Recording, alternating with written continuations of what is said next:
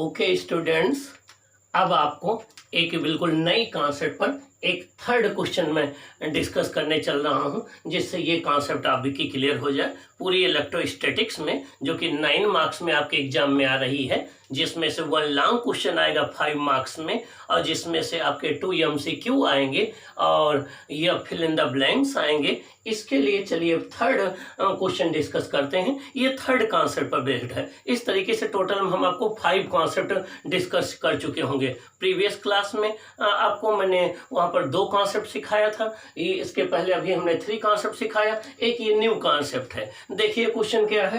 ये क्वेश्चन है, तो देखिए स्टूडेंट्स, इस बात का ध्यान रखें, जरूरी नहीं कि हम सारे क्वेश्चन आपके सॉल्व करा दें, आप मास्टर बन जाएंगे। जरूरी ये है कि जितने टाइप की कॉन्सेप्ट है उस टाइप की हर एक कॉन्सेप्ट पर अगर एक एक क्वेश्चन हो जाए तो आप मास्टर बन सकते हैं। तो आपको हर कॉन्सेप्ट पर कमांड करना है। देखिए ये क्वेश्चन है, 3 charges 1 coulomb and 2 coulomb and 3 coulomb are placed at the vertices of an equilateral triangle of side 1 meter। Means 1 metre side की, देखिए ये 1 मीटर साइड की ABC, ये एक इक्विलेटरल ट्रायंगल है। इसके वर्टेक्स पर यहाँ 1 कूलम चार्ज रखा गया है, यहाँ 2 कूलम चार्ज रखा गया है, यहाँ 3 कूलम चार्ज रखा गया है। ओके, अब आगे क्या कह रहे हैं, calculate the work done required to move these charges to the corner of a smaller equilateral triangle of side 0.5 metre. अब ये कह रहे हैं कि अगर हम ये जो Q1 चार्ज 1 कूलम है, Q2 2 कूलम है, Q3 आपके 3 कूलम है, अगर इसको हम एक स्मॉलर इक्विलेटरल ट्रायंगल पर मूव करना चाहें जिसकी साइड आपकी 0.5 मीटर हो, जबकि इसकी साइड 0.1 मीटर है, तो कितना वर्क डन करना पड़ेगा। मीन्स क्वेश्चन ये है कि एक इक्विलेटरल ट्रायंगल है जिसकी साइड ईच साइड 1 मीटर है, उसके 3 वर्टेक्स पर 1 कूलम 2 कूलम 3 कूलम के चार्ज रखे गए हैं। अब आपको उन तीनों चार्जेस को एक ऐसे इक्विलेटरल ट्रायंगल के वर्टेक्स पर मूव कर देना है जिसकी साइड 0.5 मीटर 0.5 मीटर 0.5 मीटर हो। आपको वर्क डन निकालना है।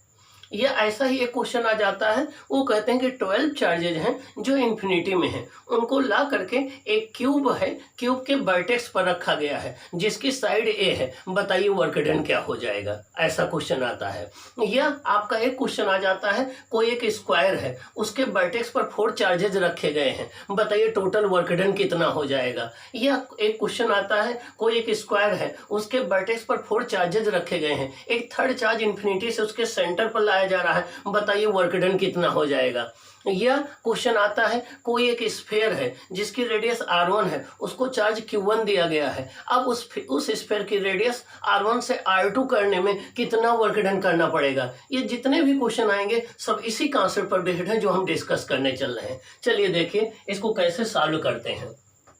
सोल्यूशन थर्ड गिवन, आपको इसी पैटर्न पर बोर्ड में सॉल्व करना है। आपके बोर्ड में स्टेप वाइज मार्किंग होती है, अगर आप जहां तक सॉल्व किए रहेंगे उस स्टेप तक आपको मार्क्स मिलेगा। तो आपको स्टेप वाइज मार्किंग में कोई चीज छोड़नी नहीं है, अच्छे से सॉल्व करनी है, बिल्कुल नीट एंड क्लीन सॉल्व करनी है। डायग्राम हमेशा बीचों बीच पेज में बनाना है, डायग्राम हमेशा पेंसिल से बनाना है, उसमें सारी चीजें बिल्कुल मार्क करनी है। चलो देखते हैं। Q1 1 कूलम है, Q2 2 कूलम है, Q3 3 कूलम है, ये 3 चार्जेस दिए गए हैं। साइड कितनी इक्विलेटरल ट्रायंगल की है 1 मीटर, बाद में साइड कितनी कर दी गई 0.5 मीटर। वर्क डन क्या करना है, वर्क डन कैलकुलेट करना है। ये आपका गिवन और सोल्यूशन में हो गया। अब इसकी कॉन्सेप्ट क्या है, मैं कॉन्सेप्ट बता दूं। देखिए कॉन्सेप्ट क्या होती है कि यहाँ पर जो फोर्सेज इन्वॉल्व होंगे वो इलेक्ट्रोस्टैटिक फोर्स होंगे। क्या होंगे, इलेक्ट्रोस्टैटिक फोर्स होंगे। इलेक्ट्रोस्टैटिक फोर्स कंजर्वेटिव फोर्स होते हैं। क्या होते हैं, कंजर्वेटिव फोर्स होते हैं। अब कंजर्वेटिव फोर्स की एक बड़ी खास बात होती है, स्टूडेंट से याद रखना। कंजर्वेटिव फोर्स में जो work done by external agent होता है वो चेंज इन पोटेंशियल एनर्जी के इक्वल होता है। कंजर्वेटिव फोर्स के अगेंस्ट वर्क डन जो बाय एक्सटर्नल एजेंट होता है वो equal to change in potential energy होता है। और चेंज इन पोटेंशियल एनर्जी का मतलब हो गया कि फाइनल सिस्टम की potential energy minus initial system की पोटेंशियल एनर्जी, फाइनल सिस्टम की potential energy minus initial system की पोटेंशियल एनर्जी। ये कॉन्सेप्ट है इस क्वेश्चन के। ले। तो देखिए कॉन्सेप्ट है आपकी work done equal to change in potential energy. क्या? Work done equal to change in potential energy, work done equal to change in potential energy. मैं बार बार इसलिए रिपीट करता हूं जिससे आपके माइंड में फीड हो जाए और आप जाकर के चैनल को जरूर सब्सक्राइब करें, इसलिए मैं बार बार बोलता हूं। W equal to change in potential energy equal U final minus U initial. U final हो जाएगी इसकी पोटेंशियल एनर्जी, यू इनिशियल हो जाएगी इसकी पोटेंशियल एनर्जी। अब तो कॉन्सेप्ट ये हो गई। अब हम देखिए कैलकुलेट कैसे करते हैं। स्टेप 2 में देखिए सबसे पहले हमें इनिशियल पोटेंशियल एनर्जी कैलकुलेट करनी है। इनिशियल का मतलब ये हो गया। अब ए बी सी ये कोई एक इक्विलैटरल ट्रायंगल है, इसके साइड को हमने A1 ले लिया, A1 charge Q1 Q2 Q3 है। हमें इस सिस्टम की पोटेंशियल एनर्जी निकालनी है। क्या निकालनी है? पोटेंशियल एनर्जी निकालनी है। स्टूडेंट याद रखना, जब भी आपको किसी सिस्टम की पोटेंशियल एनर्जी निकालना हो, सबसे पहला स्टेप क्या करते हैं? नंबर ऑफ पेयर्स देखते हैं कि चार्ज के कितने पेयर बन रहे हैं और उनके बीच की डिस्टेंस क्या है। देखो यहाँ कितने पेयर बनेंगे, एक Q1 Q2 का पेयर बनेगा, एक Q2 Q3 का पेयर बनेगा, एक Q3 Q1 का बनेगा, एक Q1 Q2 का पेयर बनेगा, एक Q2 Q3 का बनेगा, एक Q3 Q1 का बनेगा। Q1 Q2 के बीच में डिस्टेंस कितनी है? A1। Q2 Q3 के बीच में डिस्टेंस कितनी है? A1। Q3 Q1 के बीच में डिस्टेंस कितनी है? A1। ओके, तो देखिए इसकी पोटेंशियल एनर्जी कितनी हो जाएगी? UI equal to Q1 Q2 की potential energy plus Q2 Q3 की potential energy plus Q3 Q1 की पोटेंशियल एनर्जी। अब पोटेंशियल एनर्जी का फॉर्मूला होता है 1/4πε0 Q1 Q2 upon R, 1/4πε0 Q1 Q2 upon R। तो हो जाएगा UI equal to 1/4πε0 Q1 Q2 upon A1 हो जाएगा। ये हो जाएगी इसकी पोटेंशियल एनर्जी। अब इस पेयर की पोटेंशियल नहीं, 1/4πε0 Q2 Q3 इनके बीच की डिस्टेंस कितनी है? A1 हो जाएगी। अब इसका हो जाएगा 1/4πε0 Q1 Q3 इनके बीच की डिस्टेंस कितनी है? A1, ये हो जाएगी। यहाँ पर 1/4πε0 A1 कॉमन हो जाएगा, तो हो जाएगा Q1 Q2 plus Q2 Q3 plus Q3 Q1। ये फर्स्ट इक्वेशन आ जाएगा। यहाँ याद रखना, गलती मत करना, यहाँ पर Q1 Q2 Q3 की वैल्यू विद साइन रखना है। जो प्लस में है उसको प्लस में, जो माइनस में है उसको माइनस में। यहाँ तीनों प्लस में है तो आपको चिंता करने की जरूरत नहीं है, डरने की जरूरत नहीं है। अब हम चलिए यू फाइनल की निकालते हैं।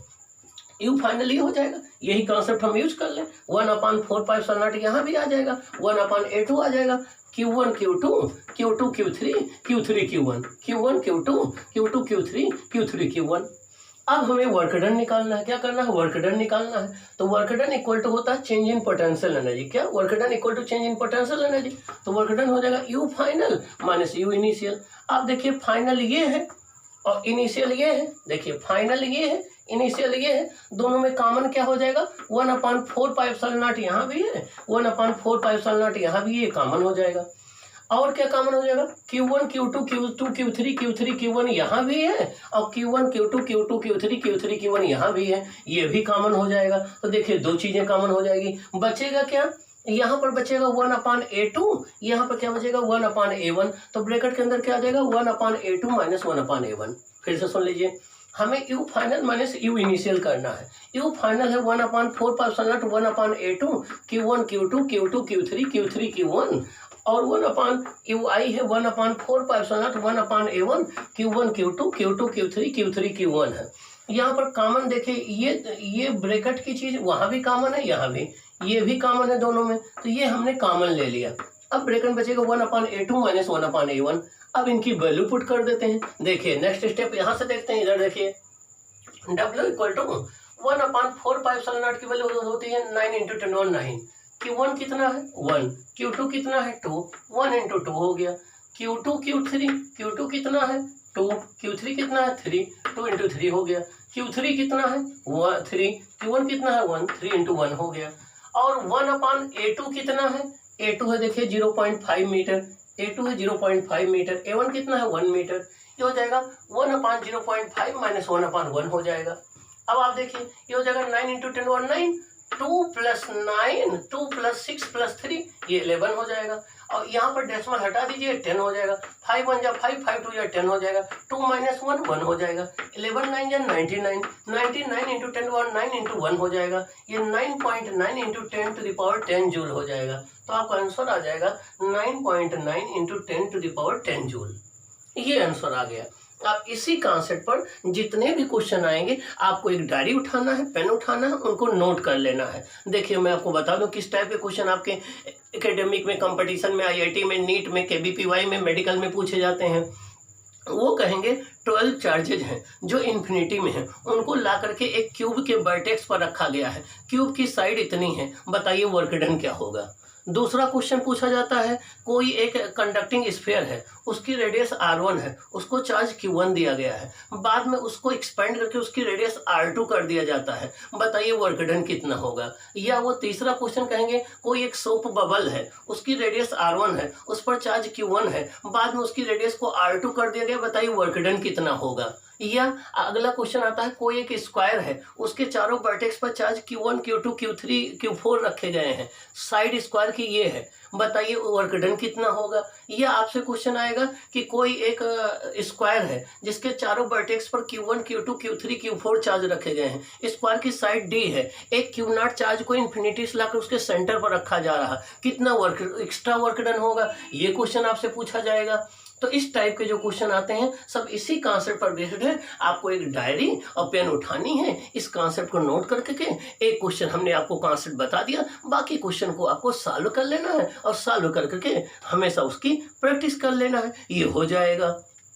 अब हम एक दूसरी कॉन्सेप्ट उठाते हैं, उस कॉन्सेप्ट पर अगला क्वेश्चन बताते हैं। चलिए देखिए अगला क्वेश्चन आपकी कॉन्सेप्ट पर कौन सा क्वेश्चन है वो हम डिस्कस करते हैं।